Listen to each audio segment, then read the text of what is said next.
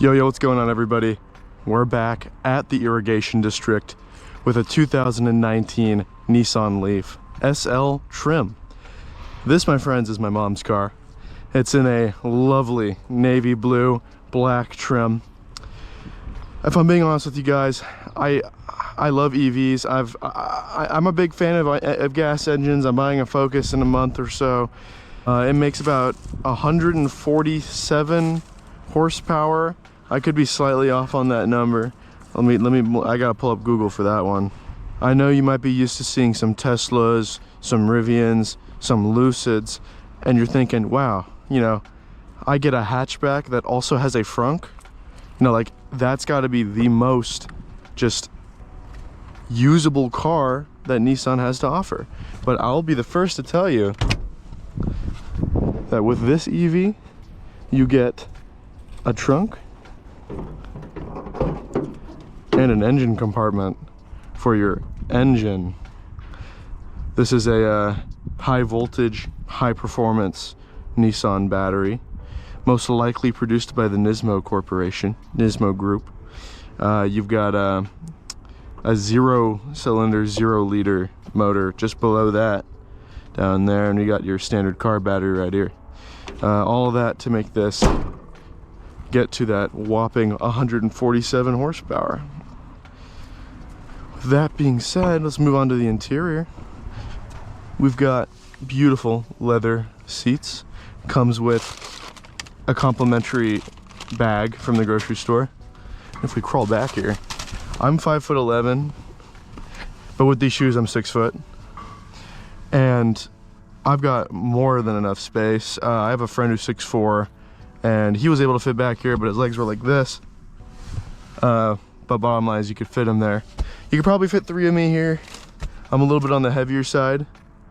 206, 5'11", close to no muscle, but you know, I fit here just fine. We've got a nice little drive shaft hump here, which makes a lot of sense considering that this car doesn't have a drive shaft. I think that's a pretty cool design feature that Nissan decided to put there just to make the dude who is unlucky enough to sit in the middle seat here hate his life even more. I must say though, the shape of this car, not bad in the slightest. I love how it looks. I love hatchbacks. Tires are bigger than my friend's Accord's tires, and he had a coupe too. They're 215s, not bad. I like the rims, they look good. On the inside of the cockpit, we got power steering, power seats. We got a power car because it's electric. So an interesting quirk about this car is you don't actually know when you've turned it on. Sometimes you'll hop in here, turn it off. Sometimes you'll hop in here, you'll hit the power button. You know, everything will kick on. You'll see the Nissan screen, you'll see everything turn on, and you'll go to drive and it won't work. That's because you gotta put your foot on the brake harder than I just did, apparently. Click it again, and boom, you are on. Yeah, this is the only car I've ever driven where you're not sure if you're on or not, and it's kind of annoying. Turn the parking brake off. We got a parking brake right here. We got our shift lever. You know, we got first, second, third, and park. Let's see, we got our eco mode, and then our E pedal here. We got heated seats, you know, cigarette lighter, pretty basic infotainment system, just Nissan infotainment system. And an interesting quirk or feature, if you like to be positive around here, is it's the only car I've ever been in where when you have it in park and it's turned off, the doors don't automatically unlock for you. And you know, you might not think like that's a big deal, and it's really not. You just have to manually unlock the car to get out. But when you drive literally any other car in existence that will let you open the door regardless if it was locked or not when you're parked, it's kind of weird because you'll go for it and you'll be like, oh, is my car still on? It's not still on. Nissan just forgot to automatically remove the locks. This B symbol right here stands for braking, I believe. It essentially is just like a stronger version of the E pedal. It doesn't take away from the horsepower, all 147 of them. It just helps you brake a little bit more with that one pedal. It does have Apple CarPlay and Android Auto. I'm not going to connect them right now because then you guys are going to see my embarrassing music taste. You know, pretty standard Nissan wheel for this era. 2019, you know, kind of half a generation ago. Leather wrapped steering wheel with all of the buttons you'll need. You know, pretty standard stock here. You've got automatic headlights, so if you see somebody around the corner, the car doesn't want you to blind those people, so it'll automatically dim them. You got misters, you got, you know, the squirters right here. Pretty cool system. Been standard in cars since like the 80s or something. Non-power seats on the passenger side. Got a little bar here. I'm not strong enough to pull it apparently, but you can take my word for it. Glove compartment's pretty, I mean, it's got a bit of space. It's nothing crazy, but it works. We got some piano tile right here, same as the shifter. I think it looks okay considering it's not an extremely sporty car or anything, but it does attract fingerprints, you know, like nothing's business. You got USB, auxiliary. Yeah, I think it's about time we go drive this thing. Yeah, so a couple other things I wanted to talk about with this car. We've got heated steering wheel, which is luxurious as hell. It's actually kind of a cool little thing that they've added. I'm sure you could do without it, but hey, it's nice to have it there rather than not have it there, right? I must say the ride quality is, you know, as far, considering it's a new car, it's not incredibly impressive, but coming from a 2010 Nissan Altima with cracked dampers, this is a huge step up for me.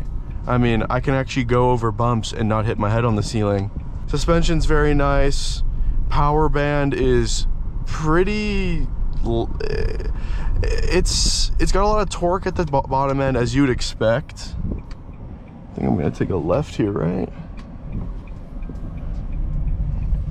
Yeah, car has a lot of torque at the bottom end, as you could probably expect from an electric car. Falls off completely by 40 though. You know, you've got like the Tesla Model 3s, the Tesla Model S Plaids, all of those cars, which are, I guess, competitors to this, although they're a lot more expensive. You're not only going to get a lot more performance, especially from the Plaid, but even just a normal Model 3 has a pretty good 0 to 60. But the range is going to be incredible too. I mean, you get nearly 400 miles in range with my dad's Model 3 dual motor. This gets about 150 miles of range.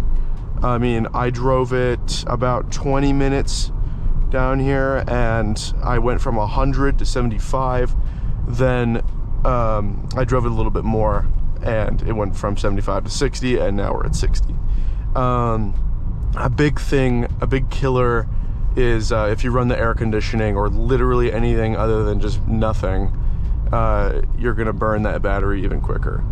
You know, if I want to go to the gym after work and I want to take our car so I don't have to use my gas because awesome electricity, you know, sometimes I don't even have enough to make it to the gym and I live 5 minutes away. So that's a really big thing that you might want to be, you know, considering if you're looking into buying a car. I will say, other than the range, other than the power, this is a very, very nice EV. Compared to the other options, not very expensive.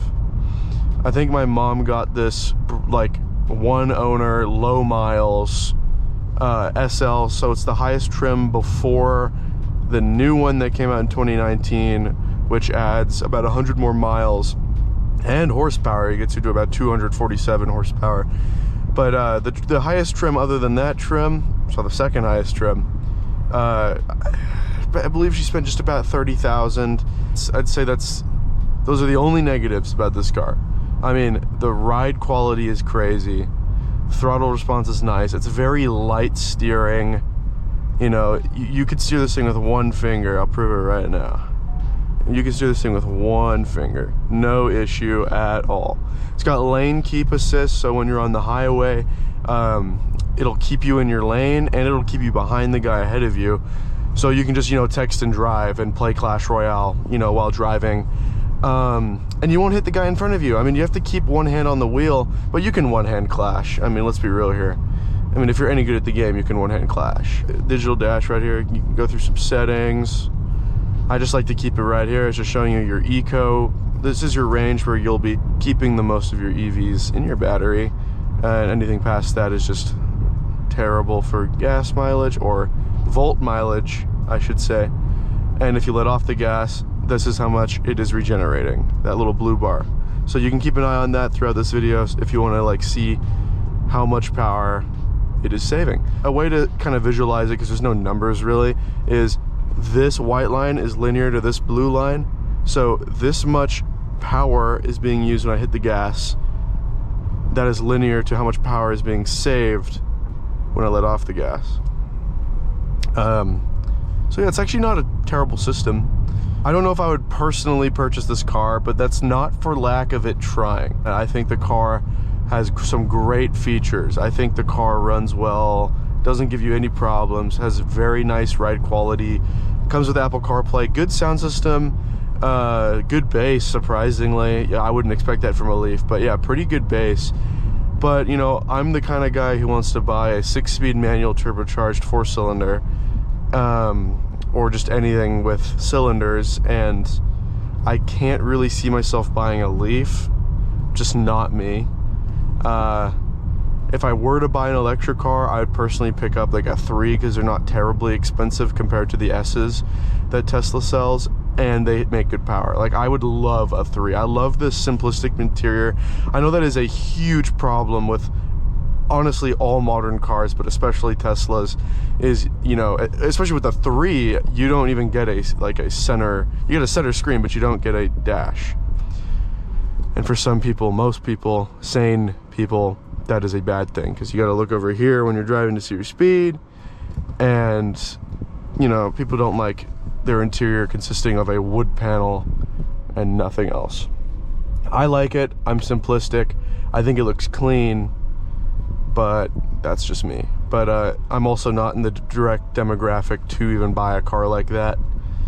But I'm not going to sit here and say it's not cool. I know EVs get a lot of flack these days. I think that they're doing great things for the automotive industry. I don't think gas cars are going away, guys. I don't think they will. And honestly, is there much you can do about it if they do? The way I see it, I embrace electric cars because it's good for development, and I don't think that they're a threat. I don't think it's one or the other, so I don't hate electric cars. Something else I wanted to mention about this car is, you know, although you're typically going to be using one foot to do the braking in this car because of the adaptive brake and the regenerative braking, when you do have to use the brakes in this car, it's a little weird. The best way I can describe it is like a cheap simulator like rig spring brake. When you push down on the brakes, you can go to the floor, and it won't change how much brake pressure is being produced. So with a normal car, you'll hit the brakes, you could feel the brake gradually get harder and harder and harder to press, because of the hydraulic fluid being compressed. But in this car, it's almost like an electric signal or something, because when you hit the brakes in this car, it's very mushy. While we're on the highway, I did want to show you guys the lane keep assist. So if you click this button right here, this button right here, it'll show me, and we activate that, get that at 71, 70. It's going to keep me at 70 miles an hour, just like typical cruise control. These green lines mean it's going to keep my lane for me. Pretty cool. It'll get mad at me though and tell me to put my hands back on the wheel in a second. There you go. But yeah, so it keeps your lane for you. It keeps you at an equidistance to the car ahead of you. So it basically keeps you going the same speed as them. And you'll know if it's doing that because you'll have a car icon right here. But yeah, other than that, it'll just keep you at the speed that you've chosen. But it's nice because you really, you know, all jokes aside, you know, if you're driving to work or if you're really tired, if you're on a road trip, not that you could go on a road trip with this car with the range it has, but if you were to go on a road trip, you know, you don't really have to think too hard. The car does a lot of the driving for you. It's very nice. But as you might have just seen there, it's very unreliable. But compared to the Model 3, like if I let go right now, it's probably not gonna, I might be, oh yep. If the corner is too tight, or if the lines are faded, the car will have a really, really hard time keeping that line, and it'll just give up on you. I've had it happen to me on the freeway before, where I'm going around, honestly, kind of a moderate corner, less than this, and it'll get to the edge, it'll give up, it'll beep at me, and it'll just turn off, and I'll go straight into the other lane, and that is very, very dangerous. I mean, that can result in a lot of issues. You know, you might hit the guy next to you, whatever. I think it's kind of a weird system. Like, why would you even put it in the car if it can't take basic corners on the highway? But I think if you've got a brain, you'll know you should keep your hands on the wheel at all times anyway. So if it does do that, you'll save yourself. Another odd note, air conditioning's very, very nice in this car. Kind of an upgrade from my current car, because my current car doesn't have one. So I guess anything's better than that, right?